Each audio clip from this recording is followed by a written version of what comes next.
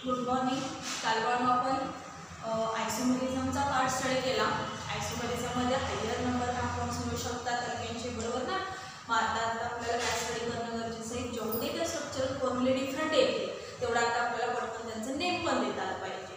Naming for the compounds are word as nomenclature. आणि नोमेनक्लेचरसाठी ना आपल्याकडे एक स्टँडर्ड सिस्टीम यूज केलेली आहे. एक स्पेशल ब्रांच आहे आपल्याकडं, IUPAC नाव आहे त्याचं. IUPAC म्हणजे काय, international union of pure and applied chemistry. त्या ब्रांचच्या अंडर पाहून जेवढी काही कंपाऊंड्स मिळतात तेवढी सगळे एकत्र करून त्यांना काय केलं, नेमिंग सिस्टीम स्टार्ट केली. आता नेम देताना कसं असतं, एखाद्या सायंटिस्टने एखादं काहीतरी डिस्कवर केलं असेल, त्यांचा रिसर्च असेल, तर काही वेळेला ते त्यांनी सुचवलेलं नेम ठेवलं जातं. काही वेळेला कसं असते, जर समजा हे जे काही कंपाऊंड फॉर्मेशन किंवा हा सगळा पार्ट जर हायर नंबर असेल तर मात्र कसं आहे, आपल्याला काही रूल्स यूज केले पाहिजे. कारण रेग्युलर नोमेनक्लेचर सिस्टीममध्ये त्यांचं नोमेनक्लेचर चालणार नाही आहे. मग त्याच्यासाठी आता काय केलं, तर पहिल्यांदा आपल्याकडे जे काही 10 मेंबर्स होते त्यांचं पहिल्यांदा मी काय करणार आहे, नेम आणि मॉलिक्युलर फॉर्म्युला देणार आहे. त्याच्यानंतर आपण काय करणार आहे, काही एक्झाम्पल घेऊन त्यांची नोमेनक्लेचर कसे असतात, रूल्स वगैरे काय असतात ते सगळे मी डिटेलमध्ये सांगेन. त्याच्यामध्ये आपण आता पहिल्यांदा काय करूया, अल्केन सेरीज जी आपण 10th मध्ये पण स्टडी केली होती, त्याच्यामध्ये 10 मेंबर आपण स्टडी केले होते. पाहून मिथेन, बरोबर ना. पुढचा मेंबर आहे इथेन, बरोबर. त्याच्यानंतर पुढचा आहे थर्ड प्रोपेन. त्याच्यानंतरचा आहे तो ब्युटेन. त्याच्यानंतर आहे पेंटेन. त्याच्यानंतर हेक्सेन. पुढचा आहे हेप्टेन, ऑक्टेन. पुढे आहे नोनेन आणि लास्ट पण आहे डिकेन, बरोबर. हे 10 मेंबर ऑलरेडी आपण बघितलेले आहेत बरोबर. Methane, ethane, propane, butane, pentane, hexane, heptane, octane, नोनेन आणि डिकेन, बरोबर. हे 10 मेंबर जे आहेत ते तोच पाठ पाहिजे मला. कधीही झोपेतनं जरी उठवलं तरी ती सेरी सांगता आली पाहिजे आणि विथ प्रॉपर स्पेलिंग. परवा पण मी तुम्हाला सांगितलं होतं, ह्या अल्केनचे नेम जे आहेत ते कंपल्सरी स्पेलिंगसह परफेक्ट करावं. आणि याच्यातलं एखादं दुसरं लेटर पण मिस करून चालणार नाही आहे, कारण आपण नोमेनक्लेचर स्टडी करतोय. नेममधलं एखादं लेटर कॅन्सल केलं तर ते नोमेनक्लेचर म्हणून ॲक्सेप्ट होणार नाही. दुसरं सगळ्यात महत्त्वाचं, त्याच्यावरती क्वेश्चन ज्यावेळेला असेल त्याला राईट किंवा ड्रॉ IUPAC नोमेनक्लेचर असं असेल तेव्हा मात्र ते जे नेम आहे त्या नेमला 1 मार्क्स देणार. 1 मार्क्ससाठी एक लेटर जर मिस केला तर टोटली 0 मार्क्स पडते. आणि मार्कांच्या पेक्षा सगळ्यात महत्त्वाचं कसं आहे, आता आपले पण नेम असतात, मग आपल्या नेममध्ये एखादं लेटर कॅन्सल करून चालेल तर नाही चालणार आहे, म्हणजेच यांचं पण तसंच आहे. त्यामुळे यांचं स्पेलिंगसह काय असेल ते पहिल्यांदा नेम काय करा, परफेक्ट करा. आता दुसरा सगळ्यात महत्त्वाचं म्हणजे त्यांचे मॉलिक्युलर फॉर्म्युले. मॉलिक्युलर फॉर्म्युल्यामध्ये मिथेनचा मॉलिक्युलर फॉर्म्युला तुम्हाला माहितीच आहे. मग याच्यामध्ये काय आहे, जनरल फॉर्म्युला काय आपला CnH2n+2. या जनरल फॉर्म्युल्याचा यूज जर केला तर मिथेनमध्ये काय करायचं, एक CH2 ग्रुप ॲड केला की सेकंड मेंबर मिळतोय. फॉर्म्युला काय करणार, C2H6. बघा C + C, C2 आलं, 4 + 2 6 आलं. पुन्हा परत काय करा, C2H6 मध्ये पुन्हा एक CH2 ग्रुप ॲड करा. पुढचा फॉर्म्युला येईल C3H8, बरोबर. पुन्हा प्लस त्याच्यामध्ये एक CH2 ॲड करा. परत तुम्हाला पुढचा फॉर्म्युला येईल C4H10, बरोबर. त्याच्यानंतर पुन्हा त्याच्यामध्ये एक CH2 ग्रुप ॲड करा होमोलॉगस सिरीजनं. पुन्हा फॉर्म्युला मिळणार C5H12. पुन्हा त्याच्यामध्ये एक CH2 ॲड करा. पुन्हा फॉर्म्युला काय मिळेल, C6H14. तसंच सेम पुन्हा C7H16. त्याच्यानंतर C8H18. त्याच्यानंतर C9H20. त्याच्यानंतर C10H20, बरोबर. म्हणजे हा ॲड केला पुढचा नंबर मिळाला, ही ॲडिशन केला पुढचा नंबर मिळाला, ही ॲडिशन केला पुढचा. तसं जसं पूर्ण सेरीज तुम्ही एक CH2 ग्रुप ॲड करून बनवू शकता. एक मॉलिक्युलर फॉर्म्युला आला की पटपट बाकीचे मॉलिक्युलर फॉर्म्युले पण मिळत जातील. सगळ्यांच्यासाठी जनरल फॉर्म्युला कुठला असेल, हा जनरल फॉर्म्युला स्ट्रक्चरनं उभे केलेला असेल. समजलं. म्हणजे मिथेन अल्केनची डिटेलमध्ये सेरीज माहीत पाहिजे. दुसरं सगळ्यात महत्त्वाचं मॉलिक्युलर फॉर्म्युला माहीत पाहिजे. मग आता मॉलिक्युलर काही वेळेला कसं असतं, तर नेम लिहायचे आहेत आपल्याला, बरोबर. IUPAC नोमेनक्लेचर आपल्याला शिकायचं आहे. तर IUPAC नोमेनक्लेचरमध्ये काय लागणार, पहिल्यांदा पेरेंट्स नेम माहीत पाहिजे ना. आता हे पेरेंट झाले, मग पेरेंट्सचे नेम आल्याशिवाय आपण ब्रांचेस वगैरे आहेत ते इन्क्लूड करू शकणार नाही. मग आता नेम हा कन्सेप्ट कसा असतो, तर हायर नंबर कंपाऊंड आपल्याला नोमेनक्लेचरसाठी आहे. म्हणजे आपल्याला काहीतरी असे सिम्बॉलिक काहीतरी रूल्स वगैरे अप्लाय करायला लागणार. मग रूल अप्लाय करताना आधी आपल्याला पेरेंट माहीत पाहिजे ना बाळांनो. तेव्हा पहिलं सगळ्यात महत्त्वाचं म्हणजे अल्केन सेरीज, त्यांची नेम विथ स्पेलिंग, मॉलिक्युलर फॉर्म्युले विथ स्पेशल रिप्रेझेंटेशनसह मॉलिक्युलर फॉर्म्युले कंप्लीट पाहिजे. समजलं. हे 10 मेंबर आपल्याला स्टडीसाठी आहेत.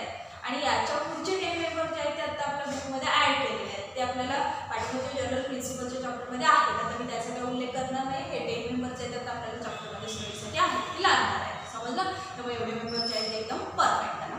याच्यामध्ये काही शंका आहे का बघा. आता मगाशी आपण काय बघितलं होतं, तर फर्स्ट 3 मेंबर जे आहेत ते लोअर मेंबर आहेत, त्यांना आयसोमेरिझम नाहीच आहे बरोबर. इथून पुढे मात्र काय होतं, आयसोमेरिझम स्टार्ट होतात म्हणजे स्ट्रक्चरमध्ये किंवा कंपाऊंड जे आहे ते हायर नंबर कंपाऊंड मिळायला स्टार्ट होणार, म्हणजे तेवढ्या सगळ्यांना कंपल्सरी नेम देणं गरजेचं आहे. मग आता नेम द्यायचं असेल तर काहीतरी रूल्स पाहिजे ना. रूल्सला आपण नोमेनक्लेचर दिलं तर पटपट आपल्याला जमणार. नसेल तेवढ्याच समजा 100 कंपाऊंड जर मिळत असतील अल्टरनेटिव्हना स्ट्रक्चरली डिफरंट स्ट्रक्चरल फॉर्म्युला आयसोमर तयार केले असतील, तर म्हणून एवढ्या सगळ्यांना नोमेनक्लेचर द्यायचं झालं तर वेगळी नावं कुठून आणणार बरोबर ना. हे 10 मेंबर होते म्हणून याला तुम्ही डायरेक्टली दिलात, पण जर जास्त नंबर असेल तर तेवढ्यांच्यासाठी नवीन ग्रीक लेटर किंवा लॅटिन वर्ड कुठून आणणार तुम्ही, म्हणजे जमणार नाही आहे. म्हणजे याचा अर्थ यांना आता काय पाहिजे, स्पेशल रूल्स पाहिजे. रूल्स अप्लाय केल्यानंतर डायरेक्टली नोमेनक्लेचर आलं पाहिजे बरोबर ना. इथंपर्यंत काय शंका आहे का बघा.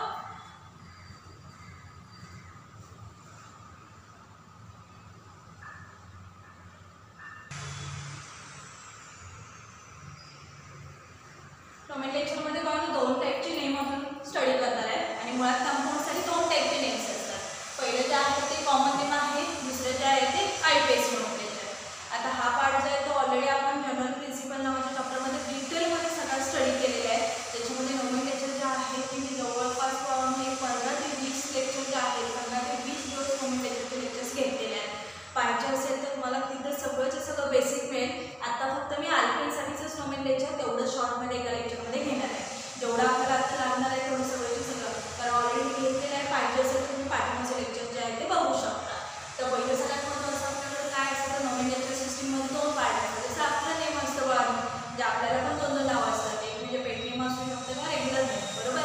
तर रेग्युलर नेम जे असतं ते कसं असतं, म्हणजे तुमचं फॉर्म किंवा तुमचा रिझल्ट सगळ्यावरती जे नेम असतं ना, जे डॉक्युमेंट सर्टिफिकेट नेम असतं ते कशाचं असतं, तर तुमचं आयपीएसी नोमेनक्लेचर म्हणायला का हरकत नाही. का तसं म्हणणार, कारण ते नेम आपल्याला काय केलेलं असतं, पाण्यात घालून म्हटलेलं असते, म्हणजे पाळणा वगैरे म्हणून जे काय असेल ते नेम आहे ते ठेवलेलं आहे. आणि कॉमन नेमला मात्र कुठं आपल्याला पाळण्यात वगैरे घालत नाही. म्हणजे याचा अर्थ आपण एखादी ॲक्टिव्हिटी काय करत असेल तर त्याच्यावरून किंवा कसंही, म्हणजे थोडक्यात काय, तर आपल्याला जर नेम कोणाला घेता येत नसेल तर काही जणांनी आपल्या नेमची जे काय असेल ते मोडतोड करून आपलं नेम ठेवलेलं असतं बरोबर. त्याला काय बोलतो आपण, कॉमन नेम. तर तसंच आता यांच्यामध्ये पण आहे. आता याच्यात कॉमन नेमचा जो पार्ट आहे ना तो सगळ्याच कंपाऊंडला येतो असं काही नाही आहे. जसं आपल्यामध्ये पण आहे सेम तसंच त्यांच्यामध्ये पण आहे. कंपाऊंड जे आहे ते हायर नंबर कंपाऊंड आहे. मग असं असेल तर सगळ्यांनाच कॉमन नेम येणार आहे असा काही भागच नाही. काही जणांना येईल, काही जणांना येणार नाही. म्हणजे थोडक्यात काय, त्यांचं स्ट्रक्चर छोटंसं असतं ना बाळांनो, त्यांना कंपल्सरी कॉमन नेम येईल. आणि ज्यांचं स्ट्रक्चर जे आहे ते मात्र थोडंसं कॉम्प्लिकेटेड असेल, मोठं स्ट्रक्चर असेल तर त्यांना आयपीएसी नोमेनक्लेचर कंपल्सरी असेल. म्हणजे काही जणांना कॉमन नेम असेलच, पण आयपीएसी नोमेनक्लेचर जे आहे ते सगळ्यांच्यासाठी मात्र कंपल्सरी असेल. हे नेम जे आहे या नेमसाठी मात्र एक स्पेशल आपल्याकडे एक ब्रांच आहे. त्या ब्रांचचं नेम आहे आयपीएसी ब्रांच. आणि त्याच्यावर त्यांनी काय ठेवलं, आयपीएसी नोमेनक्लेचर. म्हणताना पण काय म्हटलं जातं, आयपीएसी नेम. ते आयपीएसी म्हणजे काय, तर international union of pure and applied chemistry. त्याच्यामध्ये फर्स्ट लेटर काढले RU, प्युअरमधलं P, अप्लाइडमधलं A आणि केमिस्ट्रीचं C. International union of pure and applied chemistry अशी एक स्टँडर्ड ब्रांच आहे. त्या ब्रांचच्या अंडर सगळे कंपाऊंड्स एकत्र कलेक्ट केल्यानंतर मग आम्ही एवढे स्ट्रक्चरल फॉर्म्युले होते की त्यांना कंपल्सरी पूर्ण नोमेनक्लेचर देणं स्टार्ट गरजेचं होतं. कारण प्रत्येकाचं नोमेनक्लेचर जे आहे ते इझी टू अंडरस्टँड नाही आहे. कारण 10 मेंबर असतं तर आपण शक्य होतं ना. आता मग अशी 10 मेंबर लिहिलेच होते, सगळ्यांचे नेम जे आहे ते तुम्हाला पाठ आहेत, मॉलिक्युलर फॉर्म्युले पण पाठ आहे. तेवढ्यासाठी असेल तर आपण ते करू शकतो. पण समजा आता त्यांच्या आयसोमर जर बघितला, आता B10 पासून पुढचे जे आहे ते सगळे मी 5 एक्झाम्पल तुम्हाला बोर्डवरती लिहिलेले आहेत. आता यांच्यासाठी जर प्रत्येकाचे नेम जर परफेक्ट करायचं म्हटलं तर ते शक्य आहे का, नाही. म्हणजे आयसोमेरिझमच्या पॉईंटला आपण बघितलं होतं बघा, आता B10चे 2 आयसोमर मिळतात, पेंटेनचे 3 मिळतात. त्याच्यातून पुढे जसं जाईल तसं आयसोमरचा नंबर इन्क्रीज होईल. एकेकाचे 5, 5, 6, 7, 8, 9, 10 असे आयसोमर मिळणार. एवढ्या सगळ्यांचे नोमेनक्लेचर सहजासहजी लक्षात राहतील आणि आपण ते परफेक्ट करू शकणार आहे का, नाही. म्हणजे आपल्याकडे रूल्स पाहिजे बरोबर. म्हणून काय केलं, रूल्स अप्लाय करून त्यांनी काय केलेलं आहे, नोमेनक्लेचर सिस्टीम आपल्याला स्टडीसाठी दिलेली आहे. त्यानंतर आपण पहिल्यांदा बघणार आहे कॉमन नेम्स. कॉमन नेम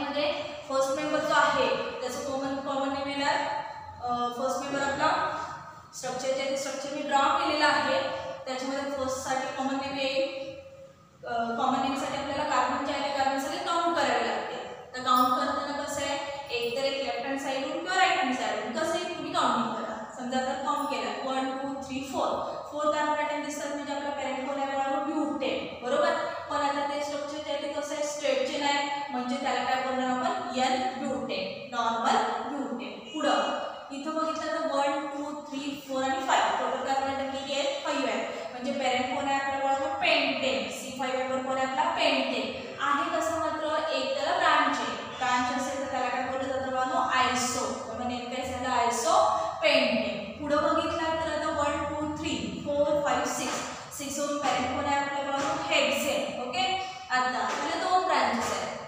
जर स्ट्रक्चर स्ट्रेट असेल तर नॉर्मल बोलायचं, एक ब्रांच आणि आयसो बोलायचं, दोन ब्रांचेस आल्या निओ बोलायचं. आता याचा नंतर नेम कसं येणार निओ हेक्सेन. आता याच्या पुढे जर बघितलं तर दोन दोन ब्रांचेस येतात म्हणजे आता स्ट्रक्चरमध्ये कॉम्प्लिकेशन झाले. इथं बघितलं तर इथं पण दोन दोन ब्रांचेस आहेत पण थोडंसं स्ट्रक्चर कॉम्प्लिकेटेड आहे. यांच्यासाठी आयपीएससी कॉमन नेम सिस्टीम नाही आहे. म्हणजे ज्याचं नेम येत नाही त्याला कॉमन नेम नाही असं म्हणायचं नाही. म्हणजे याचा अर्थ असा आहे की लोअर पेपर जे ते शक्यतो आपल्याला कॉमन नेमसाठी येते. हायर डेरिव्हेटिव्ह शक्यतो कॉमन नेम सिस्टीमच्या अंडर येणार नाही. समजलं? आता असं असेल तर तीनच एक्झाम्पल आपली रेग्युलर नेमला आली ना म्हणजे हे महिन्याचे चालणार नाही बघा. म्हणजे आपल्याला काय केलं पाहिजे अशी एखादी स्टँडर्ड सिस्टीम तयार केली पाहिजे की ज्याच्या अंडर तुम्ही कसलंही स्ट्रक्चर ड्रॉ केला तरी झटकन आपल्याला नेम आलं पाहिजे. तर त्यासाठी काय केलं आपण आयपीएससीची एक स्पेशल ब्रांच आहे त्याच्या अंडर आपण हा सगळा स्टडी करणार आहे. आता आयपीएससीने काय केलं तर काही कॉन्स्टंट रूल्स सांगितले. त्या रूलमध्ये आता मी एक एक एक रूल सांगत जाणार आहे. त्या 5 कंपाऊंडमध्ये बऱ्यापैकी सगळेचे सगळे रूल्स मध्ये कव्हर होतील. तर आता पहिलं स्ट्रक्चर जे आहे ते स्ट्रेट आहे. फर्स्ट रूल काय आहे त्यांचा स्ट्रक्चर काय पण असते समोर आलं की पहिला आपले रूल्स अप्लाय करायला स्टार्ट करायचं. फर्स्ट रूल काय आहे तर select longest continuous carbon atom chain. परत एकदा सांगते बघा select longest continuous carbon atom chain म्हणजे कंटिन्युअस येणारी कार्बन आयटमची चेन सिलेक्ट करायची. आता सिलेक्ट केली त्याच्यामध्ये longest continuous carbon atom chain जी आहे ती आपली हीच मिळते. कंटिन्युअस म्हणजे एका पाठोपाठ एक कार्बन पाहिजे बरोबर सिलेक्ट केली. दुसरा रूल काय आहे नंबर टू द चेन. चेनला सरळ काय करायचं नंबर द्यायचा अँड आयडेंटिफाय पेरेंट. त्याच्यावरून काय करायचं पेरेंट आयडेंटिफाय करायचा. पण हे सगळं करताना पहिलं सगळ्यात महत्त्वाचं काय असायला पाहिजे तर number start with lowest possible number two the branches. जर ब्रांचेस असेल ना तर ब्रांचेसला कमीत कमी नंबर आला पाहिजे. अशा पद्धतीने त्याला काय करा नंबर द्या. आता इकडं बघितलं तर ब्रांचेस नाहीच आहेत पहिल्या स्ट्रक्चरमध्ये म्हणजे आपण left hand side to right hand side right hand side to left hand side कसेही नंबर देऊ शकतो. आता नंबर देते बघा 1 2 3 4 बरोबर. तिकडून जरी दिला तरी तसंच राहील कारण ब्रांचेस नाही आहेत. सेकंड रूल आता इथं ब्रांच वेळेला मी पुन्हा सांगेन बरोबर. आता 1 2 3 4 रूल आपला पेरेंट कोण म्हणून मी सांगितले तुम्हाला अल्केन सेरीज 10 मेंबर 2 पार्ट पाहिजे. C4 म्हटलं की लगेच नेम आला पाहिजे ब्युटेन बरोबर. 4 कार्बन आयटमवरून पेरेंट कोण मिळाला म्हणून आपला ब्युटेन. त्याला ब्रांचेस वगैरे आहेत का नाहीच आहे म्हणजे बाकीचे रूल अप्लाय करायला लागणार नाही. म्हणजे तो कसं झाला आयपीएससी नेम काय झालं ब्युटेन. आता अतिशय महत्त्वाचा एक पॉईंट गडबडीनं पाहून त्याला एन लिहाल.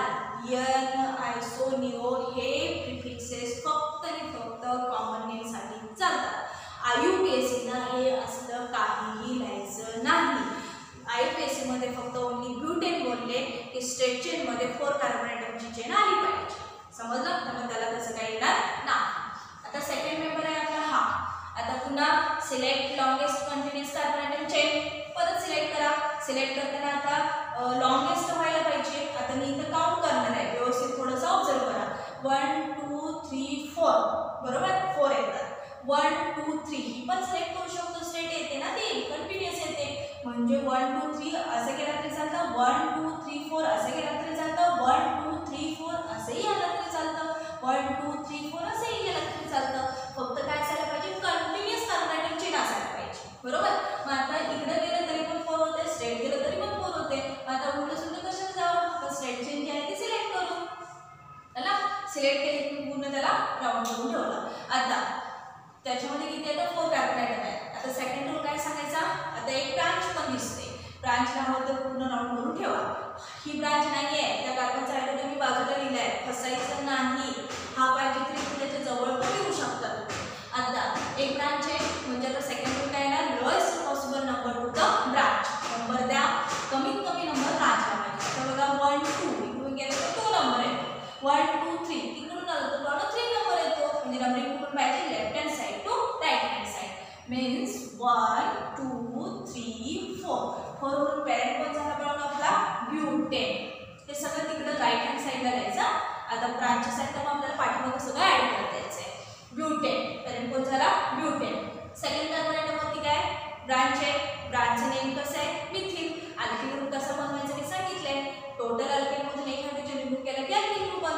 म्हणजे आता हा ग्रुप कुठला झाला मिथेन पाहिजे CH4 मिथेन एका ठिकाणी केला की तयार काय झाला मिथिल त्यामुळे कसं येणार बघा 2 मिथिल बरोबर with proper position branches are added म्हणजेच कसं येणार 2 हायपर मिथिल ब्युटेन आणि फर्स्ट लेटर नेमचं काय असते capital first letter capital with proper position पण आली पॅरेंट पण तुमचा ब्युटेन झाला समजलं म्हणजे 2 मिथिल ब्युटेन आता परत पुढचा पॉईंट पुढच्या मध्ये पण सेम तसंच select longest continuous carbon atom chain 1 2 3 1 2 3 1 2 3 4 इकडे गेलो तर 4 होतं 1 2 3 4 4 होतं 1 2 3 4 4 होतं सिलेक्ट करताना तर शक्यतो काय करूया स्ट्रेट सिलेक्ट करूया पुन्हा सिलेक्ट केला की काय करायचं number two the chain having lowest possible number two branches मग आता इथं ब्रांचेस आहे म्हणल्यानंतर नंबर देताना 1 2 3 4 तिकडून आलं तर 3 येणार म्हणजेच आता 4 वरून पुन्हा पॅरेंट कोण मिळाला आपल्याला कळलो ब्युटेन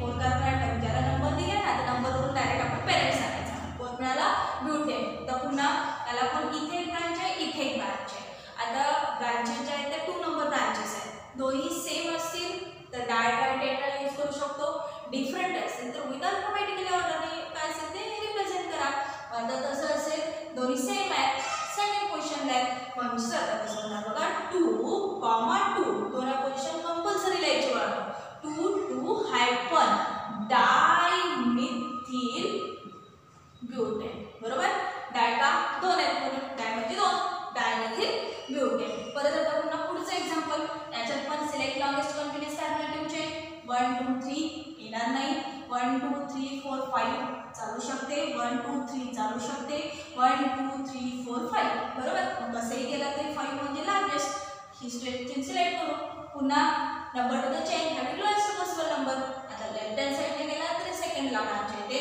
राईट साइडने आला तरी सेकंड कार्बन ॲटमला ब्रांच येते चला इकडून द्या किंवा तिकडून द्या तुमची मर्जी आता बघा 1 2 3 4 5 वरून पॅरेंट कोण मिळाला बघा आपला पेंटेन तो राईट हँड साइडला लिहूया आपण आधी त्याला पुन्हा आता ब्रांचेस ज्या आहेत कुठल्या आहेत ही पण ब्रांच आहे ती पण ब्रांच आहे दोन आहेत सेम आहे मगासारखं डाय करू शकतो मात्र डिफरंट पोझिशनला आहेत मग 2 नंबरला एक आहे 4 नंबरला एक आहे तर मग कसं येणार आपल्याला 2, 4 डाय मिथिल पेंटेन बरोबर डाय मिथिल पेंटेन चला त्याच्यानंतर आता पुढचं एक्झाम्पल बघितलं तर पुन्हा थोडंसं स्ट्रक्चर जे आहे ते लार्जर आहे 1 2 3 4 5 6 1 2 3 होणार नाही 1 2 3 नाही 1 2 3 4 पण होणार नाही 1 2 3 4 नाही म्हणजे आता 1 2 3 4 5 6 1 2 3 4 5 6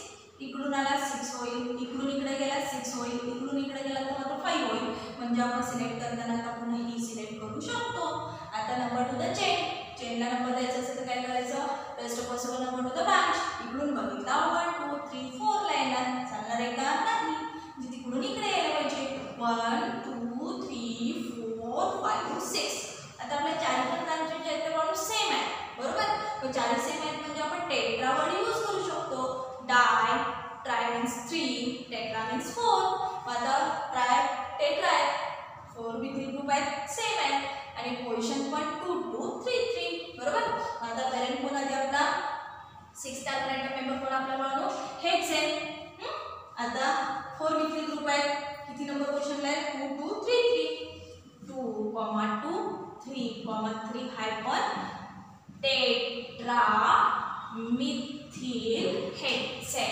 टेट्रा म्हणजे 4 मिथिल ग्रुप आहेत विथ प्रॉपर पोझिशन्स बरोबर आता पुढचे एक एक्झाम्पल बघूया आपण काही वेळेला काय असते बघा डिफरंट पण ब्रांचेस असतात त्यावेळेला पण आपल्याला सांगता आलं पाहिजे